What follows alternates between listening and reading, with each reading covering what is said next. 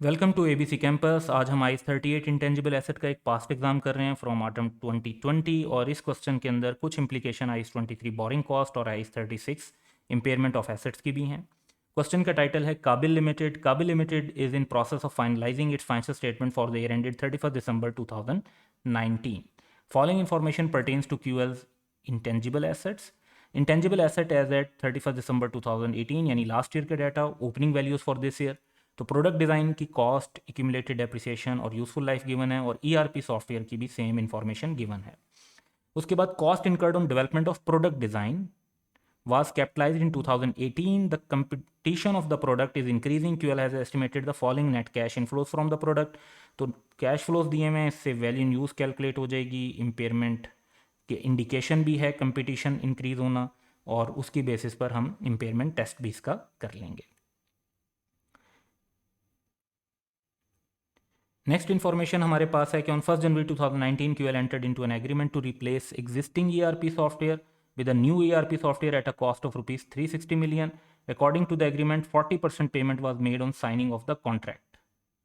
यानी फौरन हमने पेमेंट कर दी, while the remaining amount was paid evenly over customization and installation period which completed on 31st October 2019. तो दिसंबर तक हमारा पॉइंट जाना है, तो अक्टूबर तक फिर हमारी जो बाकी कॉस्ट है वो इवनली इनकर हुई, और फिर जो है नवंबर दिसंबर के 2 मंथ्स की जो है हम अमोर्टाइजेशन भी चार्ज कर लेंगे इसकी। Entire cost of project was finance through a running finance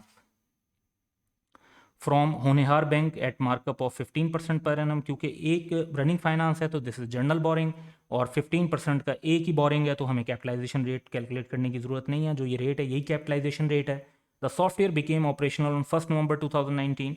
तो वेरी नेक्स्ट डे जब कंप्लीशन के बाद QL expect to use it for a period of 9 years. तो इसकी हम अमोर्टाइजेशन चार्ज कर देंगे और बोरिंग कॉस्ट की कैपिटलाइजेशन को भी कंसीडर करना होगा।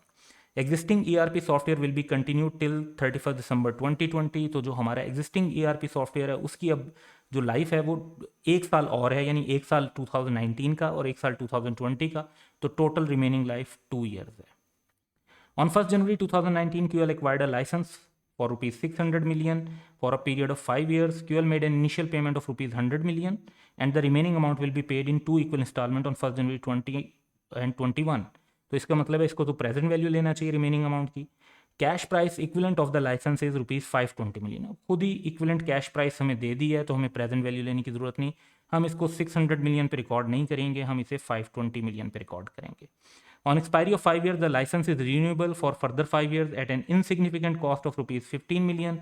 QL intends to renew the license and sell it at the end of 8th year. तो ये 8 years की हम लाइफ को कंसीडर कर लेंगे। In the absence of any active market, QL has estimated that residual value of the license would be rupees 80 million and rupees 60 million at the end of 8th year and 10th year respectively. जब active market ना हो और जब एक asset, intangible asset की active market ना हो और थर्ड पार्टी की तरफ से उसे परचेज करने की कमिटमेंट ना हो, तो फिर इसकी रेजिडुअल वैल्यू ज़ीरो लेनी चाहिए। तो हम ये 80 मिलियन और 60 मिलियन की वैल्यूज़ को इग्नोर कर देंगे। क्वेश्चन की रिक्वायरमेंट ये है कि नोट ऑन इंटेंजिबल एसेट बनाया जाए for inclusion in QL's financial statement for the year ended 31 December 2019 in accordance with the requirements of IFRS। सो हम इस रिक्वायरमेंट को पूरा करते हैं और पहले एक जो है हम शेड्यूल बना लेते हैं जिसके अंदर हम कॉलम्स बनाएंगे, प्रोडक्ट डिज़ाइन, ERP सॉफ्टवेयर और लाइसेंस, जैसा कि इस क्वेश्चन की रीडिंग से हमें आइडेंटिफाई हुआ है कि ये 3 किस्म के आइटम इसके अंदर डिस्कस हो रहे हैं।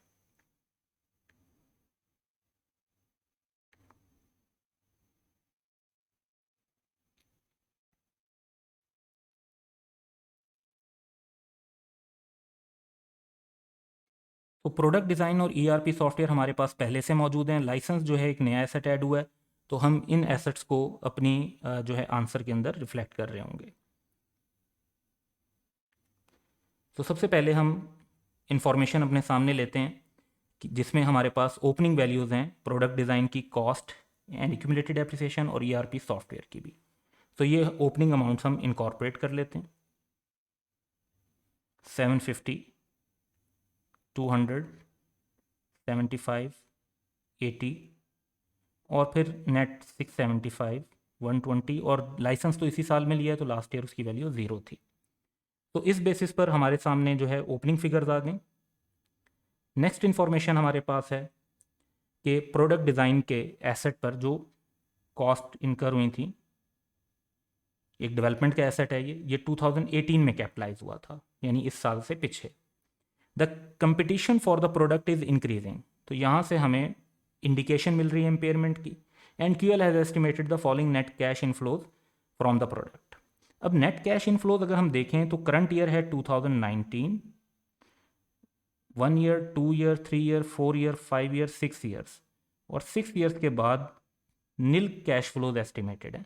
तो यहाँ जो यूजफुल लाइफ 10 ईयर्स की दी हुई है ये इरेलीवेंट हो जाती है। अब हमारा जो रिवाइज्ड एस्टिमेट है वो ये रिफ्लेक्ट कर रहा है कि एसेट की रिमेनिंग यूजफुल लाइफ 6 ईयर्स होनी चाहिए।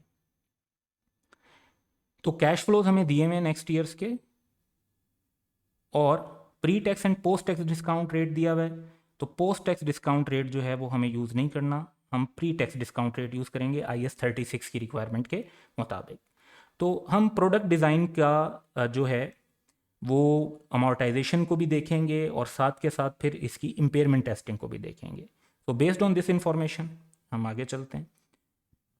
तो प्रोडक्ट डिज़ाइन के लिए हमारा कॉस्ट मॉडल है, यूजफुल लाइफ हम 6 ईयर्स लेंगे, 10 ईयर्स नहीं लेंगे, और अमोर्टाइजेशन के लिए हम स्ट्रेट लाइन मेथड यूज़ करेंगे।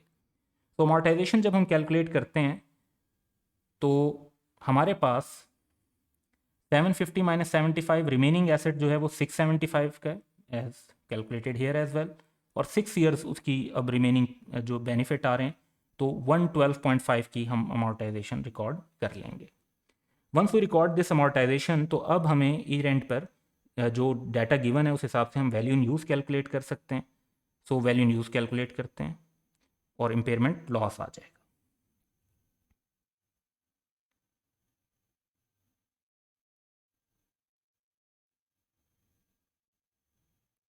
सो वैल्यू इन यूज़ के लिए हमारे पास value in use, cash flow, discount factor जो 12% का रेट है, और प्रेजेंट वैल्यू फिर हमने कैलकुलेट करनी है।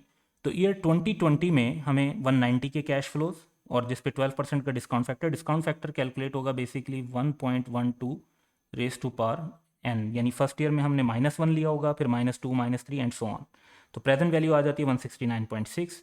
2021 में कैश फ्लोज गिवन है, उनको रेलिवेंट डिस्काउंट फैक्टर कैलकुलेट करेंगे अब 2 ईयर्स के बेस पर, तो 135.5। 2022 में 140 डिस्काउंट फैक्टर के बाद, प्रेजेंट वैल्यू 99.6। 2023 में 100 डिस्काउंट फैक्टर की बेस पे 0.6355 और 63.6 के प्रेजेंट वैल्यू आ जाती है। 2024 में 80.5674 का डिस्काउंट फैक्टर बनता है और प्रेजेंट वैल्यू बनती है 45.4। तो ये एक साल हमारा ये गुजर गया, और नेक्स्ट 5 ईयर्स के जो कैश फ्लोज हैं वो क्वेश्चन में गिवन थे, उनकी हमने प्रेजेंट वैल्यू कैलकुलेट कर ली। इन प्रेजेंट वैल्यू का हम एग्रीगेट कर लेते हैं, दैट इज़ 513.8। अब इस बेसिस पर हम चेक कर लेते हैं कि क्या हमारा एसेट इम्पेयर हुआ है। So impairment of product design को देखेंगे तो रिकवरेबल अमाउंट, जब fair value less cost to sell available ना हो तो वैल्यू इन यूज़ को ही रिकवरेबल अमाउंट लिया जाता है, that is 513.8 million. Carrying amount हम जब लेंगे तो 750 कॉस्ट थी, 75 की पहले ही हमारी अमोर्टाइजेशन रिकॉर्ड हो चुकी थी, 112.5 की इस साल हमने रिकॉर्ड की, तो हमारा एसेट इस वक्त 562.5 पर रिफ्लेक्ट हो रहा है, और इसका मतलब है कि कैरिंग अमाउंट एक्सीड कर रही है और इम्पेयरमेंट हुई है 48.7 से। ये इम्पेयरमेंट हम रिकॉर्ड कर देंगे, और ये रिकॉर्ड करने के बाद हम सिंपली टोटल्स कर लेते हैं 750, 236.2 एंड 513.8। तो प्रोडक्ट डिज़ाइन का जो एसेट है वो अपनी नेट कैरिंग अमाउंट पर रिफ्लेक्ट हो जाएगा, which is also its recoverable amount.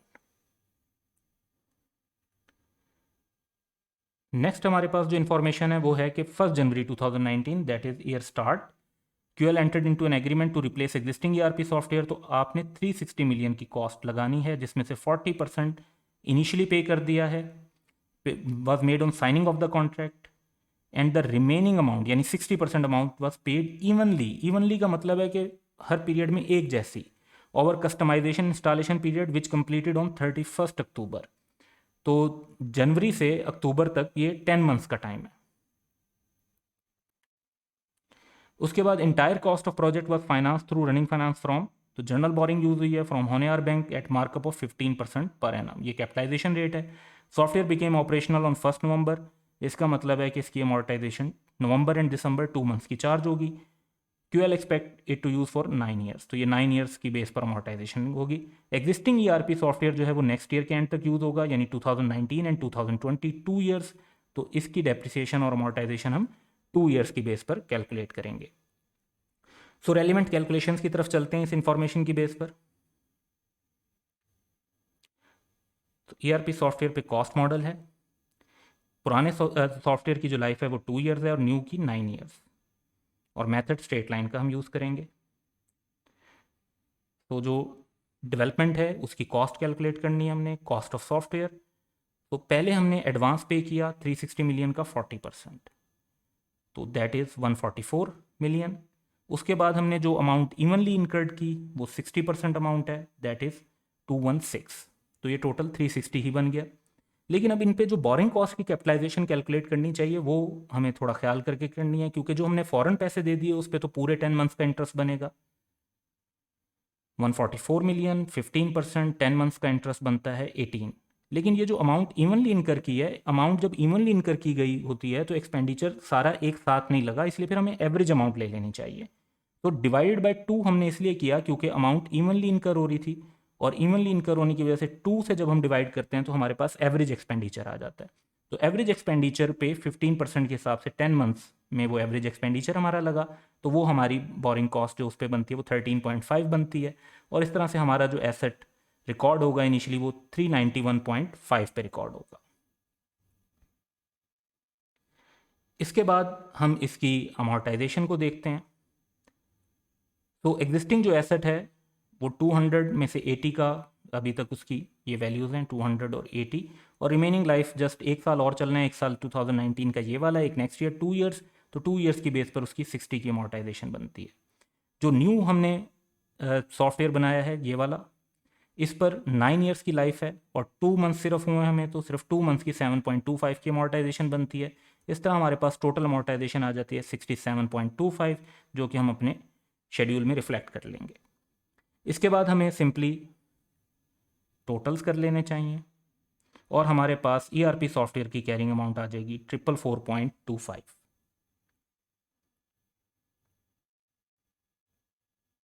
तो लास्ट इन्फॉर्मेशन जो हमारे पास है ऑन 1 जनवरी 2019, ये भी ईयर के स्टार्ट की बात है। QL acquired a licence for ₹600 million. For a period of 5 years, QL made an initial payment of 100 million and remaining amount will be paid in 2 equal installments, जो कि time value of money का impact material है। Cash price equivalent of the licence is 520 million. तो हम 520 million को use करेंगे, 600 million को use नहीं करेंगे, क्योंकि जो सही अमाउंट बनती है that is 520 million. On expiry of 5 years, the license is renewable for further 5 years at an insignificant cost of ₹15 million, यानी हम 5 years से ज़्यादा इसकी लाइफ कंसीडर कर सकते हैं। QL intends to renew the license and sell it at the end of 8th year. तो QL जो है वो इसको 8 years तक यूज़ करनी चाहती है, तो हम इसके 8 years की यूज़फुल लाइफ यूज़ करेंगे 10 years के बजाय। In the absence of any active market, QL has estimated that residual value of the license would be ₹80 million and 60 million at the end of 8th year and 10th year respectively. तो जब active market भी ना हो और third party की तरफ से purchase करने की कमिटमेंट भी ना हो, तो IAS 38 के मुताबिक इंटेंजिबल एसेट की फिर रेजिडुअल वैल्यू 0 ली जाती है। तो ना हम ये 80 मिलियन यूज़ करेंगे ना 60 मिलियन यूज़ करेंगे, हम रेजिडुअल वैल्यू 0 की जो है ज्यूम करके उसकी बेस पर कैलकुलेशन करेंगे। सो इसकी कैलकुलेशंस को रिफ्लेक्ट करते हैं। तो सबसे पहले कॉस्ट मॉडल है, 8 ईयर्स की लाइफ है और स्ट्रेट लाइन मेथड है। सेपरेट एक्विजिशन हुई है इस एसेट की 520 पे, 520 पे ही रिफ्लेक्ट हो जाएगा। अमोर्टाइजेशन इसकी कैलकुलेट करते हैं, तो हम रेजिडुअल वैल्यू कोई भी लेस नहीं करेंगे, वो हमने 0 लेनी है। 8 ईयर्स जो है लाइफ है, तो 65 की हमारी अमोर्टाइजेशन बनती है। एक्यूमुलेटेड अमोर्टाइजेशन भी यही है और नेट एसेट 455 पर रिफ्लेक्ट हो जाएगा। तो ये हमारे क्वेश्चन की रिक्वायरमेंट थी जो हमने कंप्लीट कर दी। That's all for today. Have a good day.